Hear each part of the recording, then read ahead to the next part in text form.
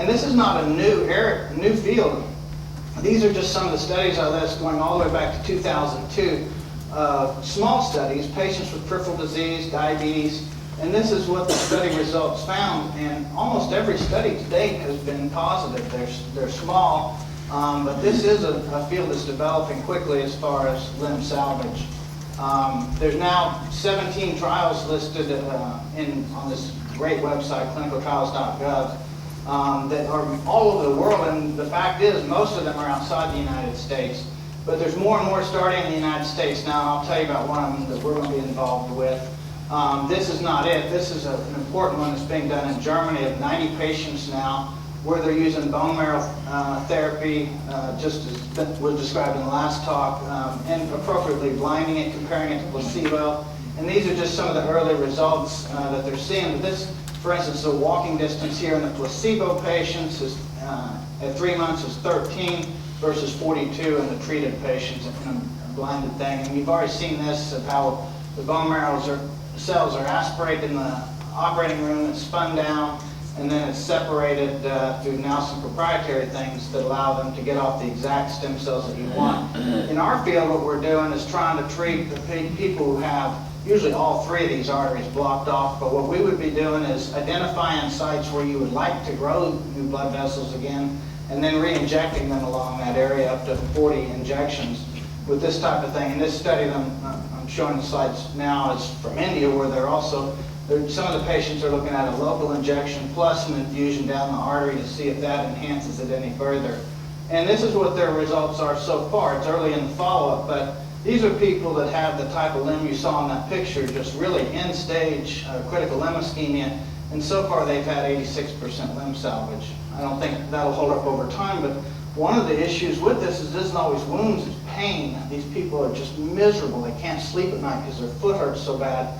And this just shows that over time, their pain perception diminished a lot. What I am showing about this slide is, number one, it didn't make any difference if you had the infusion plus the injection, so the strategy we're taking with injection only we think will work.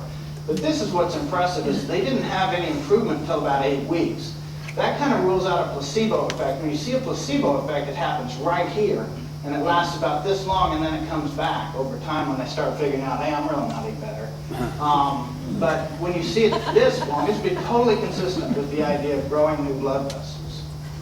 And then this is just some of the other work that's documenting the perfusion to the leg. We look at something called the ankle brachial index and the perfusion of oxygen at the area. And there's just dramatic improvements that can be shown with this. And this is an angiogram from a typical patient that we would see with, there should be 3 arteries here going down the leg, as you saw in that other diagram, but all 3 of them are often blocked. And then you get these little blood vessels that are collaterals that people grow naturally, and part of that is probably encouraged by your own stem cells.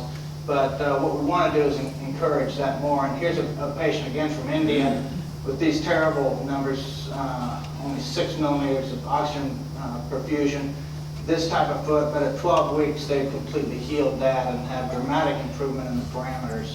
And I showed you there I have a limb salvage rate of nearly 87%. So we're starting this study called the Biomed is the name of the company. The study is called MarroStem. PAD is peripheral arterial disease. And it's very similar to what I was showing you in the past slides, and it's very similar to what the last speaker was talking about, the strategy with the brain. And you'll see this start recurring over and over in the field of stem cell therapy, is the idea of harvesting a patient's own stem cells, and if you've got the time, being able to give it back to them right then, or potentially growing them up in a culture, and then giving them back millions of cells that you've been able to generate of their own cells. So it should be incredibly safe. And the study design is it's a big study, it's randomized, so it means 1 out of 4 people will get placebo. And that sounds horrible, it sounds unethical to take people who are about to lose their leg and a fourth of them will get placebo, and you won't know and they won't know. Now the truth is at 52 weeks, if they got placebo, they can cross over and get active cells. But a lot of those people aren't going to make it to 52 weeks because they're so end stage to begin with. But that's really the way this type of work has to go. You know, I showed you the studies where people can walk a lot further, they feel better after they've gotten any therapy. And if you take them in the operating room and stick something in there and aspirate, they're going to feel better for a while just from the placebo effect. So it has to be done this way. And it's a very meticulous study, but the part with placebo is the way you have to do it. We put them under general anesthesia, we mark their bones, we make a nick in their skin, and then we make a bunch of puncture wounds down their foot, or at least marks with it. And so when they come out of the operating room, they or their family don't know whether they got active cells or not. And actually, some of the physicians taking care of them will never know either. And those physicians are the ones who will ultimately decide whether that patient needs an amputation or not. And then there's some other studies in the future. By the first of the year, we hope to be starting this other stem cell study, which is somewhat similar, only uses stem cells from a healthy volunteer, and then another angiogenesis study that may be in the future. So in summary, I hope you've seen all day today that stem cells, I think, are going to offer a revolutionary way to enhance our response to injury and recover some functional tissue. And thus far, mesenchymal stem cells seem to have an excellent safety profile and some signals that they may be beneficial to people. We've been fortunate to be involved in this and be on the forefront of this because I think it's helped some of our patients already.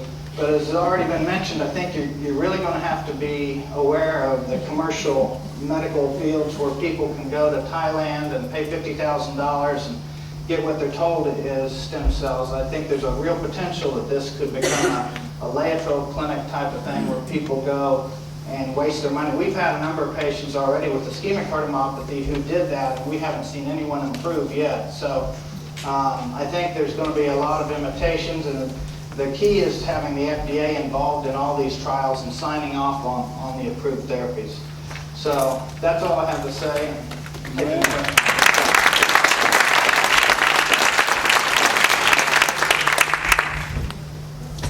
Question? Has there been any stem cell research done on atrial fibrillation? I mean, your guys have been talking mostly about plumbing problems as opposed to electric. I don't know of any.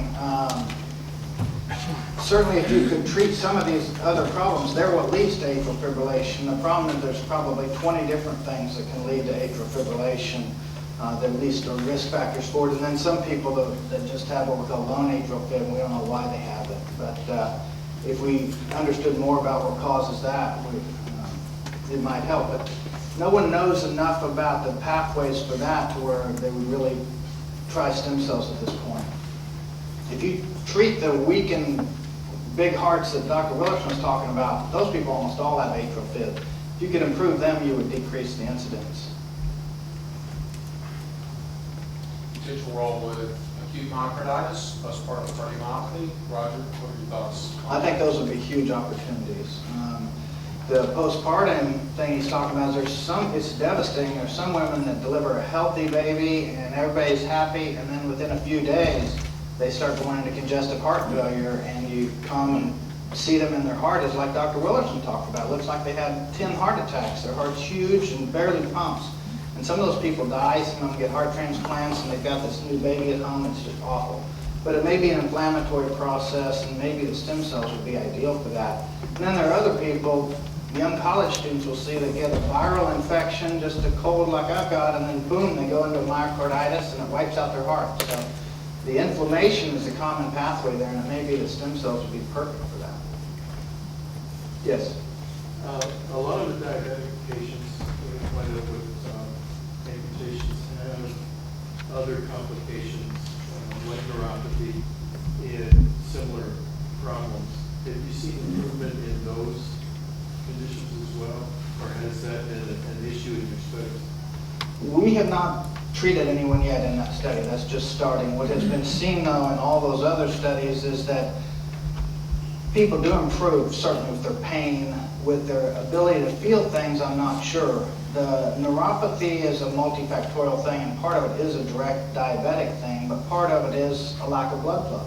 And so if you can restore the blood flow, then over time they may reestablish those nerves, the myelin sheaths and stuff that make them work again. And so I think there's a real chance that could improve neuropathy, but there's going to be other people that it's just too far gone. And that's a common theme in this, is that scar, dead tissue, you really can't regenerate. And that's why Dr. Wilson was talking about injecting the area around the infarction where there's still salvageable but struggling tissue. You can recover that. Yes? I have seen a reference to DM1, but does that also apply to DM2? I don't know of any research that's been done in that. Certainly, other people may. The interest has been in juvenile type 1 diabetes because of the destruction of the pancreas islet cells and the ability that you might be able to recover those, and especially if you caught those people very early, because then it is an inflammatory process initially. Roger, thanks for your usual excellent job always shooting.